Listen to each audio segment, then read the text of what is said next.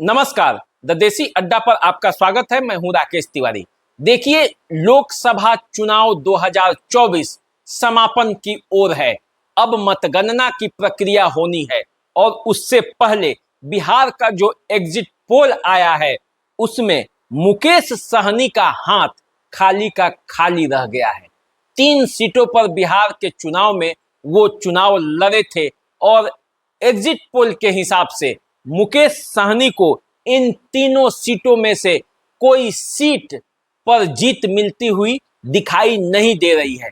तो ऐसी स्थिति में आखिर मुकेश सहनी जो इतनी पूरी ताकत के साथ लोकसभा का चुनाव लड़े, उन्हें आखिर किसी भी सीट पर जीत मिलती हुई दिखाई नहीं दे रही है। तो आखिर उसका क्या कारण है? आज यही चर्चा होगी कि आखिर क्यों मुकेश सहनी के हाथ खाली के खाली रह गए। एग्जिट पोल में उन्हें कोई बढ़त नहीं मिला और न किसी सीट पर उन्हें जीतते हुए दिखाया गया है। सभी के सभी सीट वो हार रहे हैं, चैनल चाहे जो भी हो, सर्वे करने वाली एजेंसी चाहे जो भी हो, मुकेश सहनी के किसी भी सीट पर उन्हें जीतते हुए नहीं दिखाया जा रहा है। तो इसका क्या कारण है? देखिए, बिहार में मुकेश सहनी 3 सीटों पर चुनाव लड़े, झंझारपुर, पूर्वी चंपारण और गोपालगंज। अंतिम समय में वे इंडिया गठबंधन में शामिल हुए और आरजेडी ने अपने 26 सीटों के कोटे में से 3 सीट उन्हें दिया, झंझारपुर, पूर्वी चंपारण और गोपालगंज। और इन्हीं 3 सीटों पर उन्होंने अपने प्रत्याशी उतारे, लेकिन लड़ाई जो हुई वो इन सीटों पर कमजोर हो गई। इससे बहुत मजबूत लड़ाई आरजेडी और कांग्रेस के सीटों पर हुई। तो आखिर उसका क्या कारण है? चलिए बारी बारी से चर्चा करते हैं। सबसे पहले आइए झंझारपुर की। झंझारपुर की जो सीट है वो जनता दल यू और बीजेपी एनडीए के लिहाज से कितनी मजबूत है और इस मजबूत सीट पर उन्हें चुनाव लड़ना पड़ा। वैसे में भी जब उनके पास उतना मजबूत प्रत्याशी वहां नहीं था, वैसी स्थिति में एग्जिट पोल या एक्यूरेट रिजल्ट उन्हें मिल पाएगा तो कैसे मिलेगा? देखिए, बात करते हैं झंझारपुर की, जहां से 2009 के चुनाव में जनता दल यू के मंगनी लाल मंडल चुनाव जीते थे। बात जब 14 के चुनाव की हुई, जब जनता दल यू बीजेपी से अलग होकर चुनाव लड़ा, तो यहाँ बीजेपी ने विजय कुमार चौधरी को चुनावी मैदान में उतारा और वे चुनाव जीत गए। फिर जब 19 का चुनाव आया तो ये फिर जब जनता दल यू और बीजेपी एक साथ हुआ और रामप्रीत मंडल को जनता दल यू ने अपना प्रत्याशी बनाया और वे जीत गए। इस तरह से देखा जाए तो पिछले 3 लोकसभा चुनाव में यहाँ एनडीए लगातार जीतती रही है। इतना मजबूत सीट है ये एनडीए का, और यही सीट मिला इस बार मुकेश सहनी को। तब मुकेश सहनी ने सुमन कुमार महासेठ को चुनावी मैदान में उतारा और जनता दल यू यहाँ से रामप्रीत मंडल को ही चुनावी मैदान में उतार रखा था।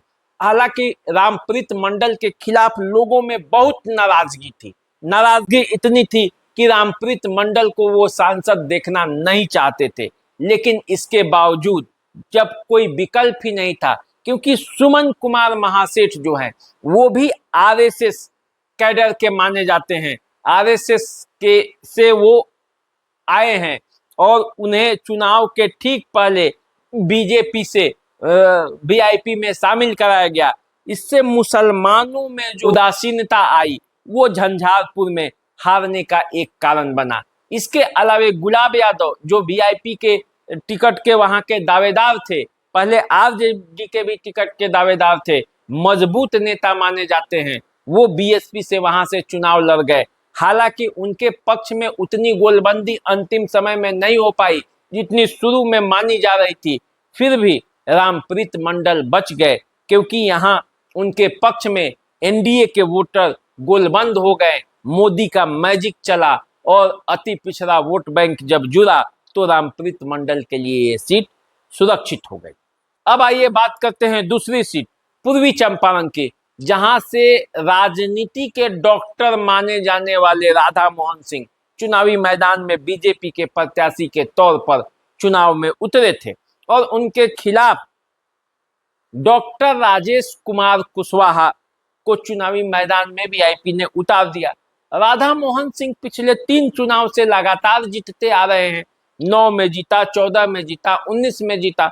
बड़े वोटों के अंतर से वो अखिलेश प्रसाद सिंह, आकाश प्रसाद सिंह सबको हरा चुके हैं। और जब डॉक्टर राजेश कुशवाहा चुनावी मैदान में उतरे तो वे भले ही डॉक्टर हो, लेकिन राजनीति के डॉक्टर राधा मोहन सिंह हैं और उन्होंने चुनाव का सही ऑपरेशन किया और जो गोलबंदी है वो अंत में राधा मोहन सिंह के पक्ष में हुई और जीत का जो है एग्जिट पोल ये बता रहा है कि पूर्वी चंपारण से राधा मोहन सिंह जीत रहे हैं, जीत सकते हैं। जब 4 जून को रिजल्ट आएगा तो राधा मोहन सिंह के पक्ष में यह सीट जा सकती है। अब आइए बात करते हैं गोपालगंज की। गोपालगंज सीट वीआईपी को मिला। लालू प्रसाद यादव का गृह जिला है और अपने गृह जिला में लालू प्रसाद यादव चुनाव लड़ने की हिम्मत नहीं जुटा पाए। तो इसका कारण है क्योंकि गोपालगंज शुरू से ही एनडीए का गढ़ रहा है। यदि बात 2009 की करे तो जनता दल यू के पूर्णमासी राम यहाँ से चुनावी बाजी जीते थे, ये सुरक्षित सीट है। 2014 में जब जनता दल यू बीजेपी अलग हुआ तो जनक राम यहाँ से चुनावी मैदान में उतरे बीजेपी के प्रत्याशी के तौर पर, वो जीत गए। 2019 के चुनाव में आलोक कुमार सुमन जनता दल यू के चुनावी मैदान में उतरे और वे भी चुनाव जीत गए। तो इस तरह से देखा जाए तो गोपालगंज की सीट भी एनडीए की परंपरागत सीट रही है। और जब 3 सीट मुकेश सहनी को मिला तो ये तीनों की 3 सीटें इतनी महत्वपूर्ण एनडीए के लिए हैं कि यहाँ उसकी पकड़ काफी मजबूत है। ऐसे में मुकेश सहनी का जो एग्जिट पोल में नहीं आ पाना, तीनों सीटों में से तीनों सीटों को हारते हुए देखना वाजिब है कि ये होना ही था, क्योंकि ये सीटें तो एनडीए की मानी जाती थी। तो ऐसी स्थिति में कोई समीकरण में बदलाव नहीं हुआ और मुकेश सहनी का हाथ इस चुनाव में खाली होते हुए रह सकता है, खाली रह सकता है। हालांकि मुकेश सहनी ने बहुत मेहनत किया इस चुनाव में और तेजस्वी यादव के साथ साए की तरह लगे रहे। उनके मल्लाह वोट ट्रांसफर होते हुए भी दिखे हैं। बिहार के कई सीटों पर मल्लाहों की अच्छी खासी संख्या में वोट ट्रांसफर आरजेडी कांग्रेस के पक्ष में हुआ है, लेकिन इनके सीटों पर, मुकेश सहनी के सीटों पर आरजेडी और कांग्रेस के वोट ट्रांसफर होते हुए नहीं दिखे हैं। और यही कारण है कि मुकेश सहनी का जो मामला है वो ठंडा पड़ता हुआ दिखाई दे रहा है। तो क्या ये मान लिया जाए कि आरजेडी ने अंतिम समय पर मुकेश सहनी को गच्चा दे दिया और वैसी ही सीटें दी जहां पे आरजेडी खुद कमजोर थी और उसे मुकेश सहनी को देकर अपना पल्ला झाड़ लिया और मुकेश सहनी एक बार फिर राजनीति के चक्रव्यूह में फंस गए और उनके हाथ इस चुनाव में भी खाली के खाली रह जाएंगे?